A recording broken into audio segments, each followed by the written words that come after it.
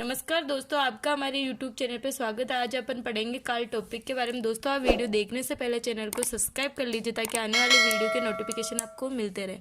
काल का अर्थ है समय। काल की परिभाषा है क्रिया के जिस रूप से किसी काम के होने समय का बोध हो उसे काल कहते हैं। काल के भेद यानी काल के 3 भेद होते हैं। पहला है वर्तमान काल, दूसरा है भूतकाल और तीसरा है भविष्य काल। इसमें पहला है वर्तमान काल, यानी क्रिया के जिस रूप से ये पता चले कि काम अभी चल रहा है उसे वर्तमान काल कहते हैं। वर्तमान काल की परिभाषा है क्रिया के जिस रूप से ये पता चले कि काम अभी चल रहा है उसे वर्तमान काल कहते हैं। जैसे में पहला है वह खेल रहा है, दूसरा है राधा सो रही है। वर्तमान काल के 3 उपभेद है।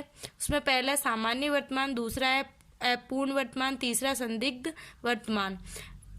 इसमें पहला पढ़ेंगे सामान्य वर्तमान। क्रिया के जिस रूप से उसका वर्तमान में होना ज्ञात हो वह सामान्य वर्तमान होता है। सामान्य वर्तमान की परिभाषा है क्रिया के जिस रूप से उसका वर्तमान में होना ज्ञात हो वह सामान्य वर्तमान होता है। जैसे उसमें पहला है माँ अच्छा खाना बनाती है, दूसरा है अतुल पढ़ता है।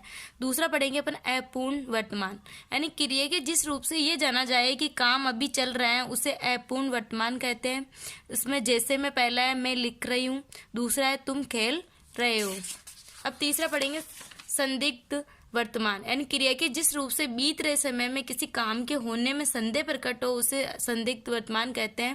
यानी संदिग्ध वर्तमान की परिभाषा है क्रिया के जिस रूप से बीत रहे समय में किसी काम के होने में संदेह प्रकट हो उसे संदिग्ध वर्तमान कहते हैं। जैसे में पहला है राधा पढ़ रही होगी, दूसरा है सीता गीत गा रही होगी। दूसरा पढ़ेंगे भूतकाल, यानी क्रिया के जिस रूप से बीते हुए समय का बोध हो उसे भूतकाल कहते हैं। भूतकाल की परिभाषा है क्रिया के जिस रूप से बीते हुए समय का बोध हो उसे भूतकाल कहते हैं। जैसे राम ने पत्र लिखा। भूतकाल के 6 भेद होते हैं। पहला है सामान्य भूतकाल, यानी क्रिया के जिस रूप से साधारणतः क्रिया का बीते समय में होना पाया जाए उसे सामान्य भूतकाल कहते हैं। जैसे है राधा ने गीत गाया। दूसरा है असत्र भूतकाल, यानी असत्र भूतकाल से यह जाना जाता है कि काम भूतकाल से शुरू होकर अभी अभी समाप्त हुआ है। यानी असत्र भूतकाल की परिभाषा, असत्र भूतकाल में यह जाना जाता है कि काम भूतकाल से शुरू होकर अभी अभी समाप्त हुआ है। जैसे में पहला है राधा ने अभी खाना खाया है, दूसरा मैं खाना खा चुका हूँ। तीसरा पढ़ेंगे पूर्ण भूतकाल, यानी क्रिया के जिस रूप में काम का बहुत समय पहले बीत जाने का बोध होता है उसे पूर्ण भूतकाल कहते हैं। पूर्ण भूतकाल की परिभाषा है क्रिया के जिस रूप में काम का बहुत समय पहले बीत जाने का बोध होता है उसे पूर्ण भूतकाल कहते हैं। जैसे में पहला डॉक्टर रोगी को देख चुका था, दूसरा रोगी के ठीक हो चुका था।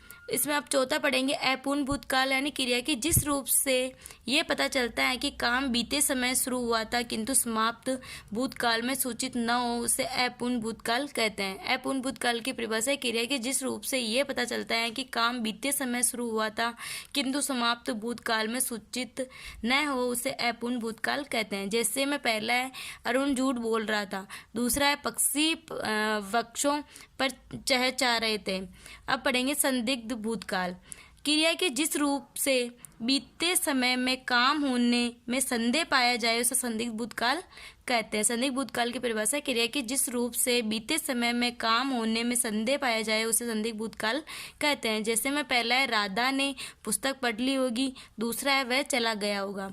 छठा है हेतु मद भूतकाल, यानी जहाँ भूतकाल की एक क्रिया दूसरे पर आश्रित हो वहाँ हेतु मद भूतकाल होता है। हेतु मद भूतकाल की परिभाषा है जहाँ भूतकाल की एक क्रिया दूसरे पर आश्रित हो वो हेतु मद भूतकाल होता है। जैसे में पहला है यदि वर्षा होती है तो फसल अच्छी होती, दूसरा है यदि डॉक्टर समय पर आता तो मरीज नहीं मरता। तीसरा है भविष्य काल, यानी क्रिया के जिस रूप से उसके आने वाले समय का पता चले उसे भविष्य काल कहते हैं। भविष्य काल की परिभाषा है क्रिया के जिस रूप से उसके आने वाले समय का पता चले उसे भविष्य काल कहते हैं। जैसे में पहला है वह पटना नहीं जाएगा, दूसरा है कल मोहन बाजार जाएगा। भविष्य काल के 2 भेद होते हैं। पहला है सामान्य भविष्य, यानी क्रिया के जिस रूप से आने वाले समय में काम करना या होना पाया जाए उसे सामान्य भविष्य कहते हैं। जैसे में पहला है आज वर्षा होगी, दूसरा है हम खेलने जाएंगे। दूसरा है संभाव्य भविष्य, यानी वैसी क्रिया जिसमें किसी काम के करने या होने की संभावना पाई जाए उसे संभाव्य भविष्य कहते हैं। यानी संभाव्य भविष्य की परिभाषा है वैसी क्रिया जिसमें किसी काम के करने या होने की संभावना पाई जाए, उसे संभाव्य भविष्य कहते हैं। उसमें पहला है हो सकता है, जैसे में हो सकता है आज वर्षा हो। दूसरा है शायद वह पास हो जाए। अब इसमें ये देखेंगे काल टॉपिक से कौन कौन से क्वेश्चन अपने बन रहे हैं या एग्जाम में मिल सकता है। तो ये है कि काल का अर्थ क्या होता है, या काल किसे कहते हैं, या काल की परिभाषा बताइए, या काल के कितने भेद होते हैं। तो काल के 3 भेद होते हैं। तो वर्तमान काल के कितने भेद होते हैं, उपभेद, या वर्तमान काल के उदाहरण बताइए, या वर्तमान काल किससे कहते हैं, भूतकाल काल किससे कहते हैं, भूतकाल के भेद बताइए, या भूतकाल के उदाहरण बताइए, या भविष्य काल किसे कहते हैं, भविष्य काल के उदाहरण बताइए, या भविष्य काल के भेद बताइए। तो या उसमें भविष्य काल में भी ये भी पूछ सकता है, जैसे अपने इसके भेद है तो उसी की भी परिभाषा पूछ सकता है। जैसे सामान्य भविष्य किसे कहते हैं, उसके उदाहरण बताइए, संभाव्य भविष्य किसे कहते हैं, उसके उदाहरण बताइए। उसी प्रकार जैसे भूतकाल में भी अपूर्ण भूतकाल किसे कहते हैं, उसकी परिभाषा बताइए या उदाहरण बताइए, या अपूर्ण भूतकाल किसे कहते हैं, उसकी परिभाषा या उदाहरण बताइए, या संदिग्ध भूतकाल किसे कहते हैं, उसकी परिभाषा बताइए या उदाहरण बताइए। इस प्रकार के क्वेश्चन भी आपको मिल सकते हैं एग्जाम में। इस प्रकार के जैसे भूतकाल के 6 भेद होते तो उदाहरण सही बताइए या वर्णन कीजिए, ये भी पूछ सकता है। तो दोस्तों आप हमारे वीडियो को लाइक करें, सब्सक्राइब करिए, कमेंट करिए। जय हिंद।